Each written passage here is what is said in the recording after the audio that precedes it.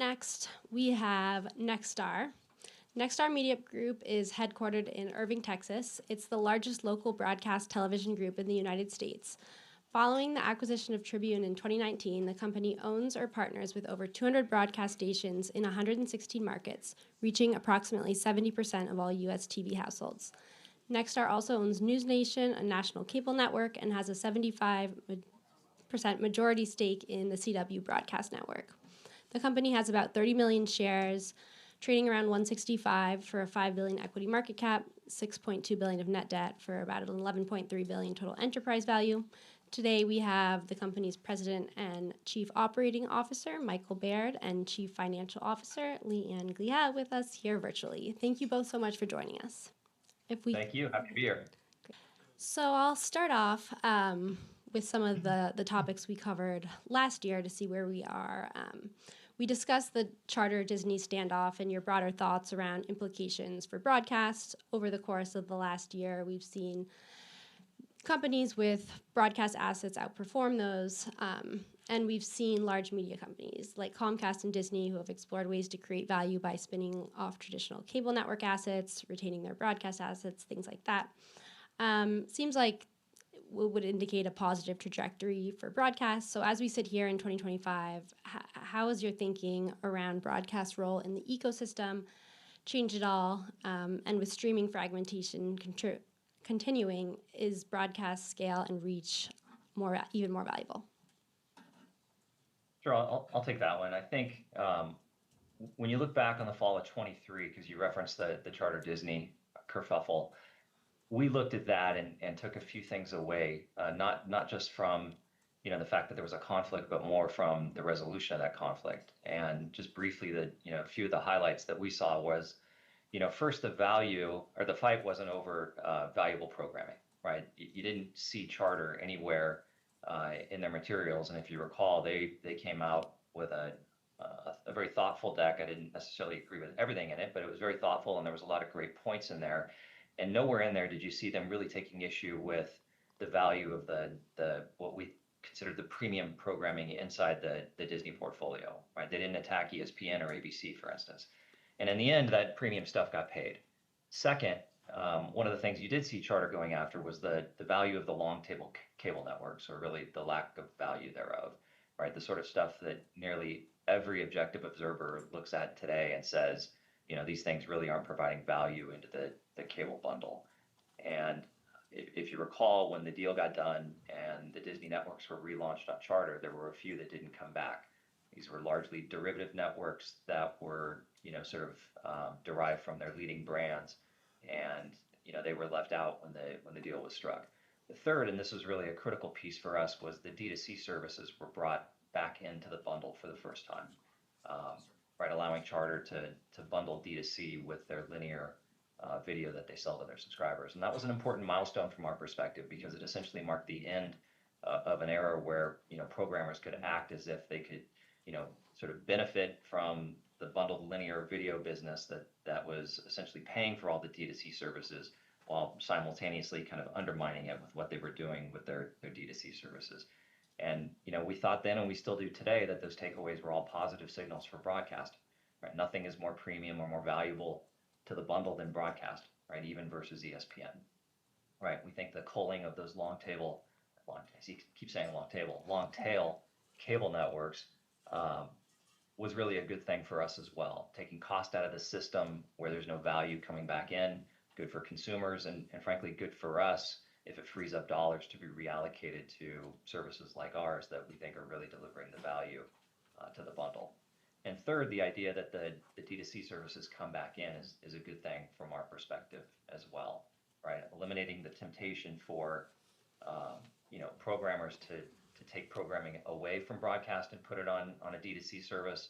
And frankly, it kind of provides the opposite incentive. If you think of D2C services and linear now being brought back together, if I'm a programmer in a major network, I want to put my big programming on the broadest reach. I don't have a temptation to sort of separate it to try and get paid twice anymore. And so I'm going to put it where I can get the most advertising benefit. So those all of those things at the time we thought were good. Nothing in the interim has changed our mind on that. And as you referenced at the beginning of the question, what we've seen since has only strengthened our point of view on that. Developments at Comcast by shedding their cable networks, kind of refocusing on broadcast as kind of the centerpiece of their video strategy. You heard from the Skydance folks when they announced their Paramount acquisition that CBS was really critical to their vision of the future of that business.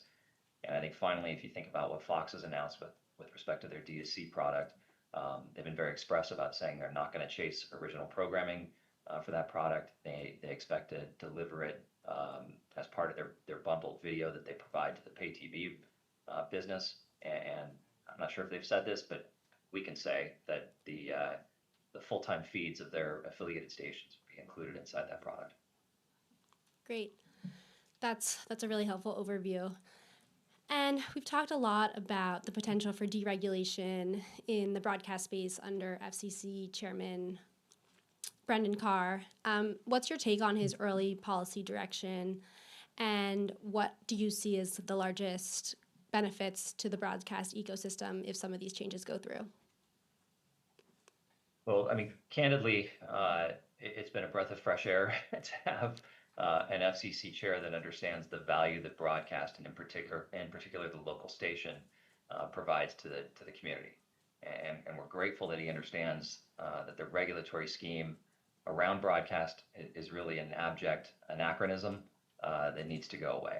Chairman Carr has been refreshingly practical and modern in recognizing that there's something seriously broken with a system that says a company like Nexstar and fellow broadcasters can't grow because we're capped, while big tech and big media, with whom we compete both for advertising and viewers, can continue to grow without constraint of any kind of similar regulatory scheme. So the chairman has brought an urgency to the situation that frankly is long overdue, and we're grateful for it. Great. So Nexstar has been right up against the cap for some time now, and you're the largest broadcaster in the U.S., as I mentioned in my intro. Share your thoughts around M&A opportunities and areas of interest for Nexstar, in particular, from where we sit today and timing in light of the potential deregulation that you see coming. How do you see Nexstar participating in further industry consolidation from here, and kind of what are your biggest focus areas? Maybe I'll jump in there. We've been historically, we've created a lot of shareholder value through our M&A strategy. You kind of go back in time and you look at where our stock price was at the beginning of 2011 and where it is today. We did that through, I think over 20 deals, including doubling the size of the company in 2017 with the Media General acquisition, and then doubling the size of the company again in 2019 with the Tribune Media acquisition. And that's really driven a lot of good synergy for us. We have a number of layers of synergy that come to us from M&A, and that includes retrans synergies, in-market operating expense and station level synergies, and then corporate overhead synergies. And so it can be a nice way for us to grow our free cash flow and be accretive on a free cash flow basis, more so than just buying back our stock. So I think we'll have to see where the FCC goes in terms of deregulation, because as you noted, we are at the cap today, and so we would need relief in order to expand into new markets that we're not in. The other component that has been talked about is providing some relief in terms of the in-market duopoly rules. Right now, you cannot own two of the top four stations in a market. If there's relief there, that would provide additional ability for us to make acquisitions in the markets that we're currently in, and frankly provide kind of a new level of synergy if we're able to do that, which would be interesting. I think that given our success in this in the past, we're gonna look at all the opportunities that are out there and try to find the ones that we think are the best for us. Clearly we would have an interest in markets where we can put more CWs on, markets that are a little bit bigger, markets where we currently have a presence. But all of that boiled down, we can want what we want, but there has to be a willing seller and a willing buyer to make a transaction happen, and a favorable regulatory environment for all of that to come together. So, we'll have to see. I think the first thing we need to have happen is for the FCC to get in position to, make some moves in terms of the deregulation that they've been talking about, and then we'll kind of follow on from there. In terms of timing for that first piece on the regulatory side to get into place, what are you anticipating now in light of some of the developments we've heard this week and the potential confirmation of the next Republican commissioner? What are you thinking about in terms of timing? Look, I think our expectations are that, once the FCC gets into a position where there's a Republican majority, that we would start to see some action. Brendan Carr acting on, his agenda at that point. That's helpful. And then in terms of the 3 buckets of synergy from consolidation that you mentioned, what do you see as the most impactful from where we sit today? I think you mentioned retrans synergies, corporate overhead, and there's one more. Oh yeah, the in-market synergies. So Yeah. to the extent that we or just general operating synergies at the station level. I think they're all very impactful. I think it just depends on, the target company and which is going to be, more impactful to us. I think if you go back, we've provided a lot of detail historically and sort of the 3 buckets. Mm-hmm. If you could, on our website, we've got our old investor decks from Tribune and Media General, so you can kind of see how that kind of pencils out. But they're all 3 of those. Those categories can be impactful to us. That's helpful. And so continuing with retransmission and kind of the scale opportunities, as the largest local broadcaster, you obviously have pricing power to raise your rates, but that's been offset by subscriber declines. Can you share your outlook for retransmission from where we sit today and kind of where we are in terms of the payment cycle relative to where it may go? Sure, I'll jump in. I don't want to agree that we have pricing power. I think that's a term of art in some circles that we don't necessarily agree with. We certainly have enough scale to be taken seriously, and I think the heart of your question is really one about scale. And the media business, and particularly on the distribution side, has always been a scaled business. And but notwithstanding sort of our ranking as the largest broadcaster, as I mentioned before, we're in a world where we're competing with big tech all the time. And so, more scale is always better, especially if you consider who our, competition is. And, as Leanne mentioned, as we think about, M&A, scale not only provides negotiating leverage, but operating leverage as well, which is, critically important to us. But with respect to your specific question on retrans, I guess the answer is we'll continue to pursue a share of the wholesale fees that better reflects the share of the value that we deliver. And if you just think about it from a ratings perspective, right? If you sort of compare share of wallet, right? What percentage of fees do we pull out of the system versus share of viewership? What do we deliver back in? There's still a disparity there. And we think that disparity is on the order of about 40%, right? So there's 40% upside to our retrans if we got those 2 things to sort of level out. That's kind of been the marker that we've been pursuing for some time. We think there's still upside there, and we'll continue to pursue that going forward. That's helpful. And then just closing the loop on potential regulatory relief, there's a few other areas that have been floated. I mean, anything impactful or meaningful, likely not quite as meaningful as changes to the cap, but in terms of ATSC changes or potential reverse retrans payments, that sort of thing. Sure. Let me break this down separately. So the notion that reverse retrans payments are what affiliated stations pay to their networks, the notion that that's going to be capped or regulated, that came from one commissioner, in fact, who will retire as of tomorrow. Or resign as of tomorrow in an op-ed. So I guess we haven't seen a lot of traction around that idea, and we don't spend a lot of time really thinking about that as being very operative. On the ATSC front, yeah, that is important, right? The idea that, and this is a proposed rulemaking that the NAB has proffered, right? The idea that there'd be a mandatory cutoff date, converting from 1.0, the current technology, to 3.0, making everything that we do over the air a lot more efficient. We think that has a lot of legs. Actually, should be adopted, and coupled with that, a pretty quick end to the idea that we have to simulcast right now what we put out on our primary signal on 1.0 that we have to simulcast that on 3.0 as well, right? That's just duplicative. It's inefficient, and it's taking up, basically spectrum that we could be using for other purposes. Mm-hmm. That's helpful. So moving on to sports, Nexstar's diversified its mix of sports programming, including the Big Four affiliate sports, CW sports, and local sports. Talk a bit about the benefit of broadcast model to sports and how you think Nexstar strategy around sports develops from here. Yeah, I guess I'll start with the headline that we think, fundamentally, broadcast television remains, the most important medium for engaging live sports audiences, right? I think you could just look in the last year and see, notwithstanding all of the sort of rumors of the demise of broadcast TV, it just keeps chugging along and actually setting new records, right? You look at the Super Bowl, what it did this year, Kentucky Derby, just a couple of weeks ago, the Indy 500 set, basically a new record for the last, I think it was 19 years or something like that. Final Four, right? The Masters, the NFL draft, all of these things, centered on broadcast. Some of them with a little bit of streaming augment, but you don't see any stories like that written about events that are exclusively on cable, right? The new records that continue to be set are, centered on the cornerstone of their distribution is broadcast.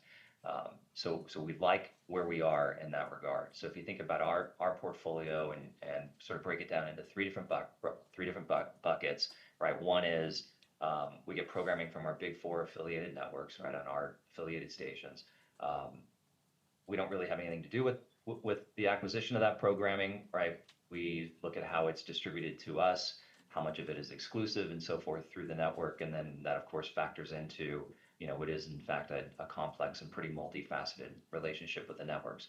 The other two buckets, what we have on the CW and then what we acquire, on a local basis for our stations, of course, we control those directly and, look at the cost benefit, and we're pretty judicious about what we do in each of those markets. But the common thread, I guess I would point to in each of those is the platform that we offer our partner, whether it's a league or a team or a conference, in each case, really one of the benefits that we offer them is the unparalleled reach of broadcast, right? And there really is no other platform that can match that. And frankly, we recognize that that's an asset, and we use that as consideration, right, in the negotiations that we have with them. I think every league, every league or conference out there thinking about broadcast as a distribution platform increasingly recognizes the sort of preeminent place that they hold, right? The sort of history of alternative platforms, whether that's cable or streaming as an alternative, is now long enough to where every rights holder can sort of look back and see, okay, that was a good deal or that wasn't a good deal, right? And in the case of MLS going exclusively to Apple, I'm not sure that's turned out, to be a great deal for them, right? I think others looking at streaming and thinking about, okay, there's a big check available there, but is that really fundamentally going to help me grow my brand, grow my product, grow my fan base, which of course is the lifeblood to all of them. And I could go on, but the fact of the matter is when you compare sort of that hit list of successes that I mentioned on the broadcast side against what's happened on the other side where events have gone exclusively to streaming, we see a drop off on the order of typically around 20%, right? Whether that's NFL on Netflix or NASCAR on Prime or Thursday Night Football, typically you're not seeing anywhere close to the sort of year-on-year comparison. You're seeing a pretty significant drop off. Yeah, so you went ahead and answered my next question just about the role of broadcast in sports distribution with some of the streaming players coming in. So I think we can start to move on a little bit to the CW, and you mentioned the CW and kind of some of the programming changes you've made there. Can you touch on the importance of the CW to Nexstar and the opportunity that you see there? Sure. I guess I'll start with the importance of our 54 CW affiliated stations, right? Because that really is a meaningful business for us. And it, if you think about the reason we're in the CW business was because we were, the largest CW affiliate when that business came to market, 3 years ago. So while the CW as a network may not be the most material contributor to the finances of the company, the stations are increasingly important to us, and certainly the CW as an asset is a strategically valuable asset, right? It gives us the ability to control our own destiny on a vertically integrated, network all the way down through. That allows us to, by comparison with the big four networks on the CW, we can control, every platform we go to. We have a seat at the table with every distributor for carriage of our stations, whether that's a virtual MVPD or traditional one, right? And then having control of the programming allows us to program it in such a way that it benefits broadcast, which in fact is the business that CW's always been in, but its partners were in different businesses, and that obviously drove different strategic decisions for them. So by being able to, sort of transform the programming, away from, niche comic book and other superhero programming and into programming that resonates with the broadcast viewer, starting with sports, we obviously have an opportunity to grow our distribution, grow our advertising, and really make it a business that is positioned in a much different way. That makes a lot of sense. And then can you also just touch on News Nation and the longer term opportunity that you see there? Sure. I guess the common thread with News Nation and CW is, those are businesses that we were, kind of adjacent to, and then we've transformed them in a way to make them a better complement to our core business. In the case of, CW, we were an affiliate, as I just described, and then, took over the network and transformed it completely. In the case of News Nation, that came to us as WGN America through the Tribune acquisition in 2019. We looked at that and thought that the world didn't need another general entertainment network that was focused on original scripted programming, trying to compete with, big tech and streamers and other big media in that regard.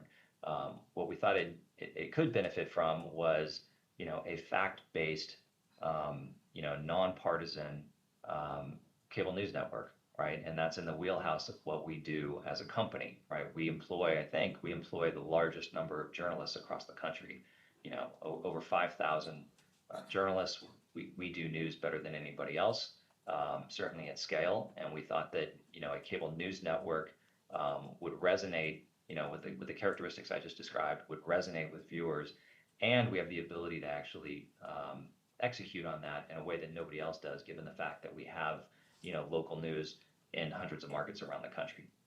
So, it's a business that is still growing. If you look at, quarter on quarter, month on month, certainly at the beginning of this year, we see, growing ratings. If you look at, the fact that we've only been 24/7 news for about a year right now, it's still very much in a growth cycle. Notwithstanding that, we had the last Republican debate last year on News Nation. We're increasingly going head to head, with the established brands that have been around for, 30 to 40 years. So we feel good about the trajectory there, and certainly are proud of the product that we're putting out every day. That's helpful. And just want to make sure that we touch on core advertising trends and then also political. Can you just tell us what you're seeing in terms of your portfolio and the advertising expectations from where we sit today? Any categories that you see as the largest opportunities or risks moving forward? And then from there, we can talk a little bit about political and how you're positioned to benefit in the upcoming cycles. Yeah, so on the core advertising side, our non-political advertising, just to take a step back for, half a second, about 70% of our non-political advertising comes from our local advertisers, which tend to be, more stable, more call to action type advertisers, and tend to be, more stable than the national side of things. So the lion's share of our advertising comes from that segment. If you also sort of look at our overall advertising pie, you've got about non-political advertising pie, about 20% of that's coming from digital, which has been on the local side nicely growing for us as we see, continue to see growth in that area. When you sort of look at our pie and you break it down by categories of advertisers, you're going to see about 60% of our non-political advertising is coming from services-based businesses rather than goods-based businesses. I know there's been, some concern about, supply chain with respect to tariffs, and really when you look at our pie of advertisers, it's very diverse, and it's segmented, like I said, 60% services and 40% goods. So when you look at that, our biggest advertiser is auto, but our second biggest advertising category is attorneys, which is not really kind of supply chain focused. What we've been seeing, in the first quarter, I think our non-political advertising was down about 4.2%, and we guided for the second quarter on our last earnings call down again in the low mid single digits, similar to the first quarter. So we haven't really seen kind of a major fall off or a big change in sort of the overall advertising industry or sector as a result of what's been going on from a tariff or a macro perspective. The categories that tend to be a little more difficult for us as of late have been auto and insurance. And so but there's not really anything else to kind of call out as, anything that's sticking out as, particularly impactful to our overall numbers. So we're feeling, we feel pretty good with our overall advertising portfolio and the base that we've got, and, the resiliency of the relationships that we have. That's helpful. And then on the political side, as we move into the back half of this year and then into 2026, how are you thinking about political versus, I guess, the last midterms as well as 2024? Yeah, I'll jump in there. I think you start with the nature of our footprint, right? And our footprint is so extensive. We typically have a presence in like 80 to 90% of the contested markets, right? And so that gives us a level of stability and sort of expectation that year on year we're going to garner typically about the same share of the footprint. I mean of the spend in our footprint, right? Think of it about low teens, right? And so as the overall spend in television continues to grow, and we saw it grow in the 20 to 24 cycle, the presidential cycle, our percentage of that pie was consistent. So we expect similar trends will continue into next year, both in terms of the midterms and then into 28 as well. Great. Any audience questions? There's one in the back here.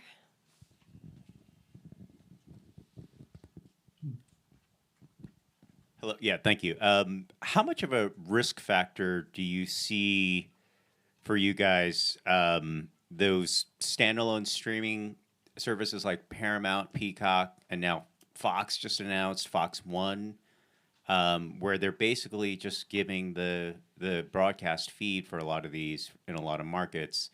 Is that a factor for you? Is it a concern?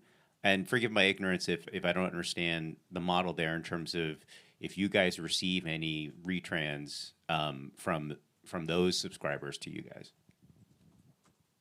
Yeah, I'll take that one. Each of them is a little bit different in terms of how they're structured and both in terms of the business model with us and the role that our affiliated stations with each of those networks plays inside that product. So let's start with Fox because that's the one I know best, given my history. Fox will come out with a product that will include, Fox Broadcast, but Fox Broadcast is only expressed in each market today through their local stations, whether that's an O&O station or an affiliated station. And so when you buy the product and open it up and watch Fox, what you're going to see in each of your markets is the feed from those local stations, assuming they've gotten a deal done with each of their stations. And I can tell you that we expect to have a deal done with them in that regard. So you will see when you're watching Fox Broadcast, NFL on Sunday, for instance, if you're in a Nexstar market, you'll see our station. If you're in a gray market, you'll see theirs, assuming they get their deal done. And if you're in an O&O market, you'll see that. So there is an economic relationship between us. So yes, we will get paid for each of those subscribers. We have a similar relationship with Peacock. Peacock has a little bit of complexity because they have two different tiers of product. one level does not include the local stations, including their O&Os. The other does, includes the O&Os, and it includes ours as well, and same with Paramount. So the economic relationship as it relates to the D2C products is one facet, as I mentioned before, of really a complex relationship that we have with our networks, right? There's a lot of moving pieces in terms of the sort of puts and takes in that relationship. Ultimately, at the end of the day, I'll come back to the importance of broadcast, because I think your question is, do we see those as a threat? And I guess the way I think of it is those products are centered on their broadcast networks first and foremost. And if they move away from broadcast, well, we know what those models look like. If they want to do deals directly with the distributors and make the content, sort of bypass broadcast, well, we know what that model looks like. It's called a cable network, right? And if they want to go directly to consumers exclusively, we know what that looks like, and they can go compete with Netflix, right? So they are doing an augmented, right, version of both of those. But to be a broadcast network and reach the entire country, and again, that reach is really the secret sauce to the rights that they're able to acquire and the viewership that they're able to garner, that requires having affiliates in every market. And that's where the role that we provide and our scale, coming back to that question, is really a critical asset of the company in all of those discussions. Great, thanks. I think we're about at time, so we appreciate you joining us again this year, and we look forward to having you again next year. All right, thank you. Thanks so much. Chris Morangi is a co-CIO, and Sergey Glazewski, Hannah Howard, and Justin McAuliffe are portfolio managers Gabelli Funds. This podcast is an excerpt from Gabelli Fund's 17th Annual Media and Entertainment Symposium. GAMCO is providing these links as a matter of general information. We do not intend for these links to be a complete description of any security or company, nor is it a research report with respect to any of the companies mentioned herein. As of March 31st, 2025, affiliates of GAMCO Investors Incorporated beneficially own on behalf of their investment advisory clients or otherwise approximately 31.43% of Atlanta Braves Class A, 6.32% of Class C, 11.32% of Sinclair, 5.41% of EW Scripps, 2.67% of Gray Media Class A and less than 1% of Common, 2.41% of Tegna, 2.25% of Ryman Hospitality, and less than 1% of all other companies mentioned. The analyst's views are subject to change at any time based on market and other conditions. The information in this posting represents the opinions of the analyst and is not intended to be a forecast of future events, a guarantee of future results, or investment advice. Views expressed are those of the analyst and may differ from those of other GAMCO officers, analysts, other employees, or of the firm as a whole. Because the investment personnel at GAMCO and our affiliates make individual investment decisions with respect to the client accounts that they manage, these accounts may have transactions inconsistent with the information contained in this posting. Certain GAMCO personnel may know the substance of the posting prior to its posting. This webcast is not an offer to sell any security, nor is it a solicitation of an offer to buy any security. Stocks are subject to market, economic, and business risks that cause their prices to fluctuate. When you sell shares, they may be worth less than what you paid for them. For more information, a prospectus, or summary prospectus, visit our website at www.gabelli.com or call 800-GABELLI 800-422-355-4914, 921-5100 fax, 914-921-5118 info@gabelli.com.